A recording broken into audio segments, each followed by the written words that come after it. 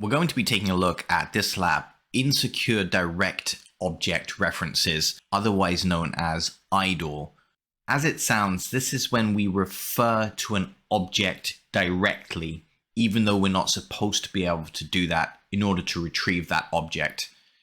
Now, the term object is deliberately vague, and the reason is that it can apply to a few different things. It can, for example, apply to an object as in a JavaScript object or a PHP object, an object in coding that's retrieved from the application. But that's not the only thing that it could be referring to. It could, as we'll see in this lab, refer to a file that's stored on the back end.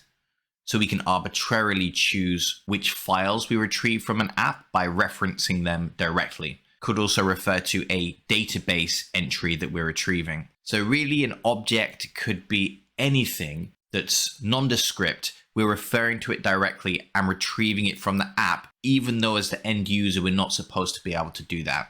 If it sounds vague, don't worry. We're going to see an example as we take a look at this lab. So without further ado, let's fire up the lab. So this particular lab, I would say a solid 7 out of 10 humor attempt from Portswigger. And that's because it involves a live chat bot.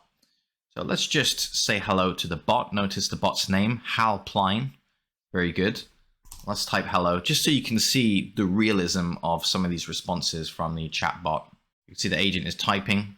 Why don't you use your initiative instead of bother me all of the time? See what else he says. I think it's a collection of pre-canned responses. So you can experiment with the bot and see if you can enumerate the full range of responses.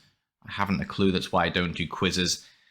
Anyway, we get a helpline agent who is about as helpful as a helpline agent in real life, I would say, roughly equivalent. Point is, we clearly have some kind of live chat service. The key idea behind this is that this particular chat conversation is saved to the server. We have this option to view transcript. If I click the view transcript option, I'll have a download. And this is actually a text file that has a copy of the conversation with the chat agent. So we can see 2.txt. Let's open that with simple text editor. We can see a HTML copy of the conversation we've just had with the chatbot. If we initiate another conversation on a different account, we can see that this is something I did earlier. In fact, we have this 3.txt. This is from a different conversation, different lab. We can see it's simply incrementing the number associated with the text file. So 2.txt, once that file has been created, the next file that's going to store a chat log is going to be 3.txt. We can see the pattern. Here are some of the responses I received before. I've decided I'm only going to answer questions when they're asked in French. So I asked him a question in French and he said, "Who cares?" Hi, Hal. Hal says, "I didn't catch that. Have you been drinking again?" Now, if we take a look at Burp Suite, which has been proxying traffic in the background, we can see the get request /download transcript /2.txt. So this is obviously the HTTP request that was generated when we clicked to view the transcript. Let's send this to the repeater. And here's when we come back to IDOR, or Insecure Direct Object Reference. So the direct reference here is the fact that we are using 2.txt as part of the URL. So the object being referenced here is a specific file that exists on the server, and we're referencing it directly. It's called 2.txt. And the way we retrieve that simply through the URL download transcript /2.txt. So if we can reference this file directly, we can also reference other files in the same folder. So let's modify this to 1.txt. Let's send the modified get request. And we get a copy of a chat transcript which didn't take place on our account. This is clearly another user. "Hi, Hal. I think I've forgotten my password and need confirmation that I've got the right one." Something that you would never ask a helpline support agent. Helpline says, "Sure, no problem. You seem like a nice guy. Just tell me your password and I'll confirm whether it's correct or not." So we see a complete 180 of the helpline personality here. He's being very friendly all of a sudden. It's almost suspicious, right? "Wow, you're so nice. Thanks. I've heard from other people that you can be a right." Expletive deleted.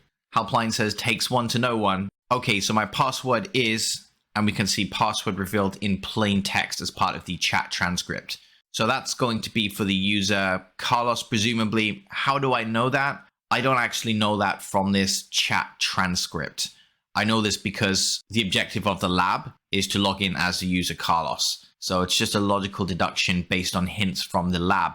But technically what we have right now is we have a password, but we don't necessarily have a user to associate with that password. So in reality, we might need to do a bit of extra work to figure out who this password belongs to. But thanks to the hints in the lab, we already know that it belongs to the user Carlos. So let's head to the login section. If we click my account, we should be directed to the login box, username Carlos, and we're going to paste the password that was revealed in the chat transcript.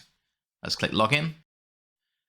And you can see, congratulations, you solved the lab. So key takeaway here is, what is insecure direct object reference?